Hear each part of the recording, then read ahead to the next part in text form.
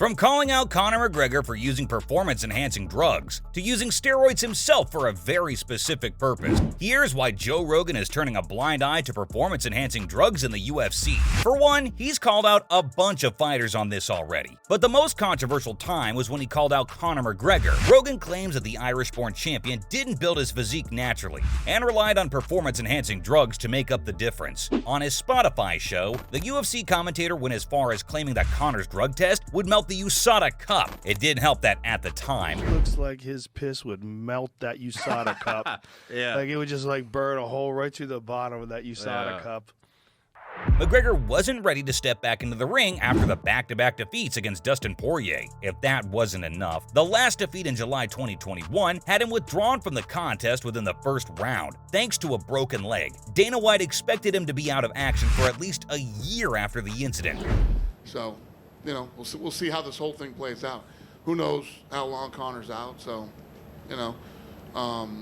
As for Rogan, he was sure that performance-enhancing drugs were the magic potion Conor needed to get back out there and redeem himself. Think about HGH, peptides, and even androgens. They're all very restorative and help with bone density, which Conor clearly needed help with. Even though it sounds like he's justifying the fighter's need for performance-enhancing drugs, he wasn't encouraging him. It wouldn't be surprising if the Irishman opted for some PEDs just to get on top of his game again. That also started raising suspicions, and Bronstetter pointed out that McGregor was the only athlete in the UFC's entire active roster who wasn't tested for drugs by USADA in 2022. This didn't make sense, because the anti-doping policy clearly states that fighters have to deal with year-round testing at random. When Conor confirmed he was returning in 2023, other competitors couldn't process it. Rafael Dos Anjos said that the Irish-born champion was gonna beef up and come back to fight at 170 instead of the regular 155 pounds. Relaxed and smiling. Oh no! He slapped him!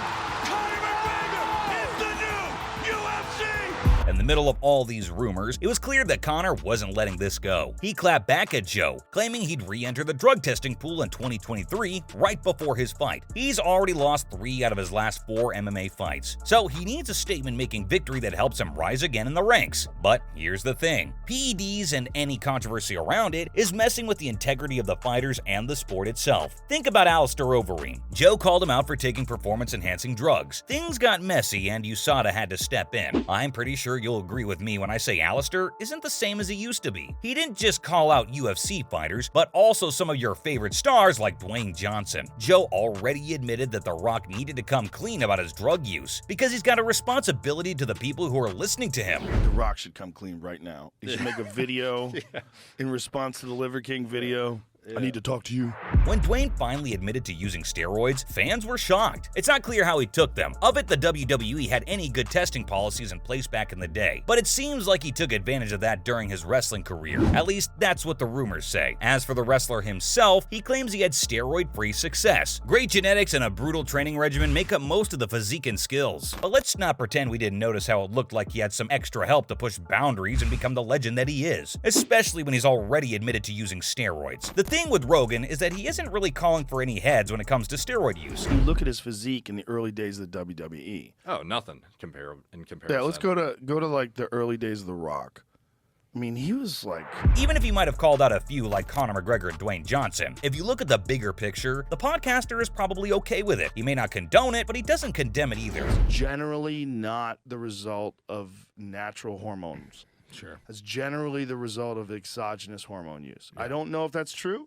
This is a lot of people are speculating, not just me. Sure, he called out Conor for using it, but he instantly justified it too by bringing up the injury. Now, he may not be in for it, but let's just say he wants to see more exciting fights. Don't we all? Maybe allowing PEDs is just the way to do that. Think about the entire controversy with Michael Bisping. The legendary UFC fighter was known for his aggressive fighting style, but it still wasn't enough when he was up against Vitor Belfort, who'd undergone testosterone replacement therapy right before their fight. Obviously, the loss was particularly devastating for Bisping, and I don't think he's gotten over it. If anything, the rivalry between Bisping and Belfort was reignited when Rogan stepped in, talking about Belfort's juiced-up body. At first, he couldn't even believe what he saw. According to the UFC commentator, he'd never seen a human with such a high testosterone level. In the ring, Rogan said the PEDs were redlining Belfort's engines. Just enough juice in your system. I mean, he's redlining his engine. It's like, So he was going into that cage redline.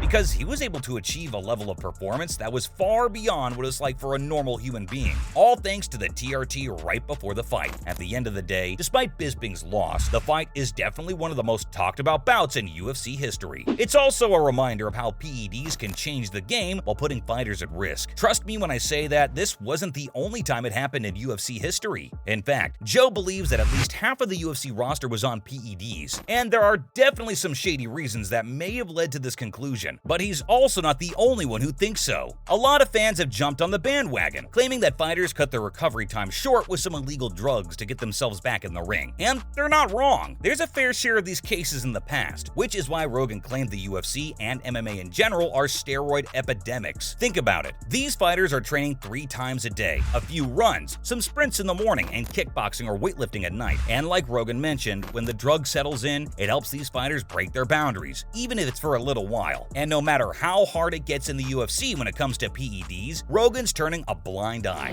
Who knew testing, and these guys would orchestrate a program for these fighters to make sure that they didn't get caught. We're talking about the man who's actively using steroids himself. That's right. Even though he's managed to get enough people to admit to taking steroids, the interesting bit is how open he is about the topic. And if you spend a few hours listening to his controversial podcast episodes, you'll see what I'm talking about. Sure, he took steroids, but they were really low doses that couldn't even help him bulk up, because that wasn't the goal anyway. Instead, he took them to overcome the prominent signs of aging, like getting his testosterone levels back to the ones he had when he was 27, but nothing crazy. In fact, it even got his wife pregnant twice, so let's just say his TRT definitely worked. At the same time, he also downplays his steroid use a lot. I mean, he was blasting in his 30s, and by his late 40s, he had hopped on the HGH bandwagon. But again, we're not talking about the same levels a bodybuilder would use to get ahead, but definitely the same kind of drugs. Plus, he's a lot more careful about regular doctor visits just to monitor the treatment, because all he wants is to stay on top of his weight and ditch the aging. But I have to say, he's more open to performance enhancers than I thought. It seems like even he called out a bunch of fighters. It's mostly because they were getting out of control, risking their health, and hiding the drugs, which gave them an unfair advantage. Meanwhile, Rogan is quite open about his own use of steroids, and he's not causing trouble for anyone else. To top it off, his whole platform is centered on being himself, and that's pretty inspiring and refreshing. After all, traditional media switches over to blatant lies for profit. So, Rogan owning up to using steroids shows that he's not here to cause a ruckus, and maybe this implies that with regulated use of PEDs, we might see some aggressive fights that have us glued to the edge of our seats. So there you have it. From using steroids himself for a very specific purpose, to calling out Conor McGregor for using performance-enhancing drugs. That was why Joe Rogan turned a blind eye to performance-enhancing drugs in the UFC.